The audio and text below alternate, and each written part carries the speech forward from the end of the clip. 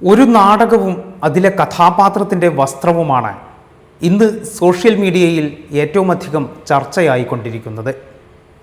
ഒരു നാടക കഥാപാത്രത്തിൻ്റെ വസ്ത്രം പോലും അളക്കുന്ന നിലയിലേക്ക് നമ്മുടെ സമൂഹത്തിൻ്റെ സദാചാര ബോധം തരം താണിരിക്കുന്നു എന്നാണ് മിസ എന്ന നാടകവും അതിനെ ചുറ്റിപ്പറ്റിയുള്ള വസ്ത്രധാരണ വിവാദവും നമുക്ക് മനസ്സിലാക്കി തരുന്നത്.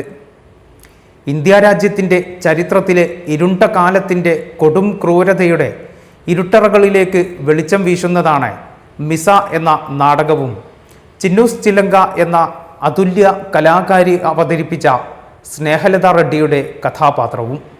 ഇന്ത്യയെ ഇരുട്ടിലേക്ക് തള്ളിവിടപ്പെട്ട അടിയന്തരാവസ്ഥ കാലത്തിൻ്റെ വിങ്ങുന്ന ഏടാണ് സ്നേഹലത റെഡ്ഡി. അടിയന്തരാവസ്ഥ കാലത്തെ കാട്ടാള പോലീസിൻ്റെ കാടത്തത്തിനിരയായി രക്തസാക്ഷിയായ സ്നേഹലത റെഡ്ഡി. അന്ന് സ്നേഹലത റെഡ്ഡി ജയിലറയിൽ നഗ്നയാക്കപ്പെട്ട് കൊടിയ പീഡനങ്ങൾക്ക് ഇരയായപ്പോൾ പതിറ്റാണ്ടുകൾക്കിപ്പുറം സ്നേഹലതയുടെ പീഡാനുഭവങ്ങൾ അരങ്ങിലെത്തിച്ച ഒരു കലാകാരി വസ്ത്രത്തിൻ്റെ പേരിൽ സമൂഹമാധ്യമങ്ങളിൽ വിവസ്ത്രയാക്കപ്പെട്ട് കൊത്തിപ്പറിക്കപ്പെടുകയാണ്.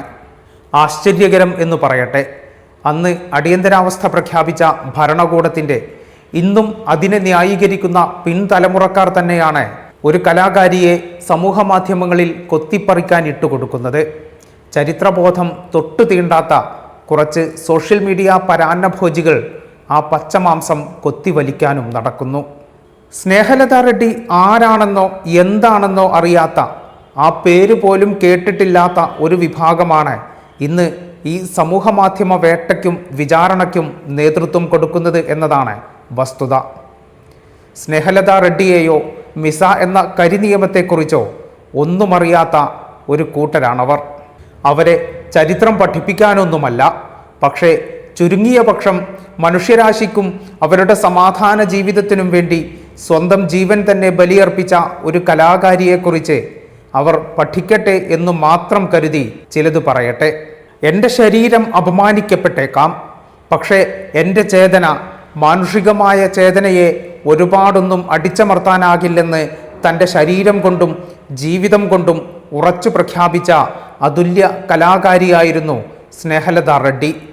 ഇരുണ്ട കാലത്ത് മനുഷ്യാവകാശ ലംഘനം ചോദ്യം ചെയ്തതിൻ്റെ പേരിൽ തടവറയിലേക്ക് വലിച്ചെറിയപ്പെട്ട ആത്മാഭിമാനമുള്ള നൂറുകണക്കിന് ഇന്ത്യക്കാരിൽ ഒരാളായിരുന്ന കന്നഡ നടിയും നാടക പ്രവർത്തകയും ആക്ടിവിസ്റ്റുമായിരുന്നു സ്നേഹലത.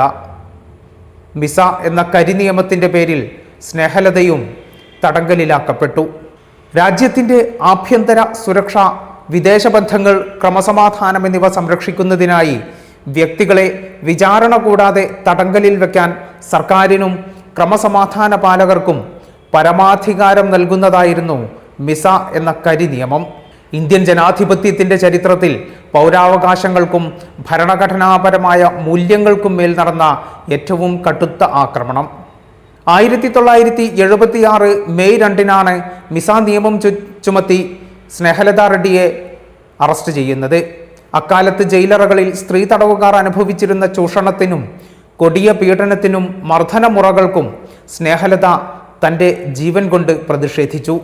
ജയിൽ തടവുകാർക്ക് മുന്നിൽ വെച്ച് നഗ്നയാക്കി പരിശോധിച്ചതിനെതിരെ ശക്തമായ രീതിയിൽ തന്നെ സ്നേഹലത ശബ്ദമുയർത്തി. മൗലികാവകാശങ്ങളെല്ലാം റദ്ദാക്കപ്പെട്ട് 8 മാസക്കാലമാണ് സ്നേഹലത തടവിൽ കഴിഞ്ഞത്. തടവുകാലത്ത് അനുഭവിച്ചതൊക്കെയും ക്രൂരമായ പീഡനങ്ങൾ. വിട്ടുമാറാത്ത ആസ്മാരോഗിയായിരുന്നിട്ടും അവർക്ക് കൃത്യമായ വൈദ്യസഹായം നിഷേധിക്കപ്പെട്ടു. ജയിലിൽ വെച്ച് 2 തവണ സ്നേഹലത റെഡ്ഡി ആസ്മ വർദ്ധിച്ച് അബോധാവസ്ഥയിലാകുന്ന സ്ഥിതിയുമുണ്ടായി. ഒരു സ്ത്രീ ജയിലിലേക്ക് വന്നാലുടൻ മറ്റുള്ളവരുടെ മുന്നിൽ വെച്ച് തന്നെ വസ്ത്രങ്ങളെല്ലാം അഴിച്ച് നഗ്നയാക്കപ്പെടുന്ന സമയമായിരുന്നു അതെന്ന് ജയിലിൽ വെച്ച് എഴുതിയ ഡയറി കുറിപ്പിൽ സ്നേഹലത റെഡ്ഡി കുറിക്കുന്നുണ്ട്. നിയമപരമായ ശിക്ഷകൾക്ക് പുറമെയാണ് മനുഷ്യ ശരീരത്തെ ഇത്തരത്തിൽ അപമാനിക്കുകയും തരം താഴ്ത്തുകയും ചെയ്യുന്നതെന്ന് സ്നേഹലത എഴുതി. ആരാണ് ഈ വികൃതമായ രീതികൾക്ക് ഉത്തരവാദിയെന്ന് അവർ ഉറച്ചു ചോദിച്ചു. ജയിലിൽ കൊടിയ പീഡനങ്ങൾ സ്നേഹലത അനുഭവിച്ചു. അപ്പോഴൊക്കെയും ഈ 8 മാസക്കാലവും തൻ്റെ നിശ്ചയദാർഢ്യം തകരാൻ അവർ അനുവദിച്ചിട്ടില്ല. ജയിലിനുള്ളിലും തൻ്റെ കലാപ്രവർത്തനത്തിനും അതുവഴിയുള്ള പോരാട്ടങ്ങളും അവർ അവസാനിപ്പിച്ചില്ല. സഹതടവുകാർക്കായി കളികളും പാട്ടുകളും അവതരിപ്പിക്കുകയും പഠിപ്പിക്കുകയും ചെയ്തു. നാടകങ്ങൾ സംഘടിപ്പിച്ചു. തടവുകാരുടെ ഭക്ഷണത്തിനു വേണ്ടിയും അവരനുഭവിക്കുന്ന കൊടിയ പീഡനങ്ങൾക്കെതിരെയും അവർ നിരന്തരം പോരാടിക്കൊണ്ടിരുന്നു. ഏതു കൊടിയ പീഡനങ്ങൾക്കും സ്നേഹലതയുടെ മനക്കരുത്തിനെ തോൽപ്പിക്കാനായില്ല. പക്ഷേ ശാരീരിക സ്ഥിതി വഷളായിക്കൊണ്ടിരുന്നു. ആരോഗ്യം പൂർണ്ണമായും ക്ഷയിച്ചതിനെ തുടർന്ന് 1977 ജനുവരി 15 സ്നേഹലതയെ പരോളിൽ മോചിപ്പിച്ചു.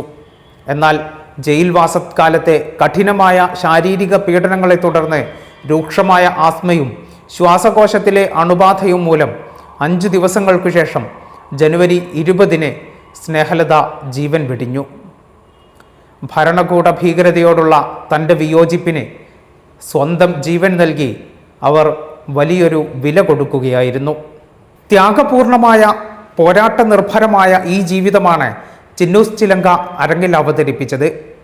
ഡിവൈഎഫ്ഐയുടെ സംസ്ഥാന സമ്മേളന വേദിയിൽ അവതരിപ്പിക്കപ്പെട്ട 1975 മിസ ദ ലാസ്റ്റ് ബ്രത്ത് എന്ന നാടകത്തിൽ ചിന്നൂസ് ചിലങ്ക അവതരിപ്പിച്ച കഥാപാത്രത്തിൻ്റെ വസ്ത്രത്തിൻ്റെ അളവിൻ്റെ പേരിൽ ചിന്നൂസ് എന്ന നാടകപ്രവർത്തകയും തെരുവിൽ കൊത്തിവലിക്കപ്പെടുകയാണ്. ഭീഷണികൾക്ക് വിധേയമാകുകയാണ്. പക്ഷേ ഒരു ഭീഷണിക്ക് മുന്നിലും പകച്ചു പിന്മാറില്ലെന്ന് അവർ ഉറച്ചു പ്രഖ്യാപിച്ചു കഴിഞ്ഞു. ഒരു നാടകത്തിന് അതിൻ്റെ കഥാപാത്രം ആവശ്യപ്പെടുന്ന വസ്ത്രം പോലും അസ്വസ്ഥരാക്കുന്ന വിധം എത്ര അപരിഷ്കൃതമാണ് ഈ സമൂഹമെന്ന് നോക്കൂ. എത്ര ആഭാസകരമായിട്ടാണ് ഒരു കഥാപാത്രത്തിൻ്റെ അർദ്ധനഗ്ന ശരീരത്തിൻ്റെ ചിത്രമെടുത്ത് അതിന് അശ്ലീല ട്യൂണുള്ള BGM ഇട്ട് പ്രചരിപ്പിക്കുന്നത്. ഇതിനൊക്കെ ആരാണ് ഇവർക്ക് അധികാരം നൽകിയത്? നഗ്നതയുടെ തോതളക്കാനും വസ്ത്രത്തിൻ്റെ അളവെടുക്കാനും ഇവർക്കൊക്കെ ആരാണ് അധികാരം നൽകിയത്? ഏതു യുഗത്തിലാണ് ഇത്തരക്കാരൊക്കെ ജീവിച്ചിരിക്കുന്നത്? ഒരു സ്ത്രീയുടെ വസ്ത്രം അല്പമൊന്നു മാറുമ്പോഴേക്കും തലച്ചോറ് പ്രവർത്തിക്കാതെ പിന്നീട് മറ്റെന്തൊക്കെയോ ചിന്തിച്ചു കൂട്ടുന്ന ഒരു വിഭാഗമാണ്. ചിന്നൂസ് ചിലങ്കയുടെ നാടകത്തിലെ ഒരു ഭാഗം മാത്രം അടർത്തിയെടുത്ത് വൾഗറായി പ്രചരിപ്പിക്കുന്ന വിഭാഗം അനുഭവിക്കുന്ന ലൈംഗിക ദാരിദ്ര്യം എത്ര കടുത്തതായിരിക്കുമെന്ന് ആലോചിച്ചു നോക്കിയാൽ മതി. ഡിവൈഎഫ്ഐയുടെ സംസ്ഥാന സമ്മേളനത്തിൽ അവതരിപ്പിക്കപ്പെട്ടു എന്നതു മാത്രമാണ് അവർ ഈ നാടകത്തെ, അതിലെ കഥാപാത്രത്തെ ഇത്തരത്തിൽ വേട്ടയാടാനുള്ള അർഹതയായി കാണുന്നത് എന്നതാണ് മറ്റൊരു വസ്തുത. സ്നേഹലത ഉയർത്തിയ രാഷ്ട്രീയമോ പ്രതിരോധമോ കാണാതെ അവർ ചിന്നൂസ് ചിലങ്ക എന്ന നടിയുടെ വസ്ത്രത്തിൻ്റെ അളവ് ചൂണ്ടി വിമർശനം ഉന്നയിച്ചു. നാടകത്തിൻ്റെ ഉദ്ദേശം തന്നെ തെറ്റിദ്ധരിപ്പിക്കുന്ന വിധത്തിൽ ചില ഭാഗങ്ങൾ അടർത്തിയെടുത്ത് പ്രചരിപ്പിക്കപ്പെട്ടു.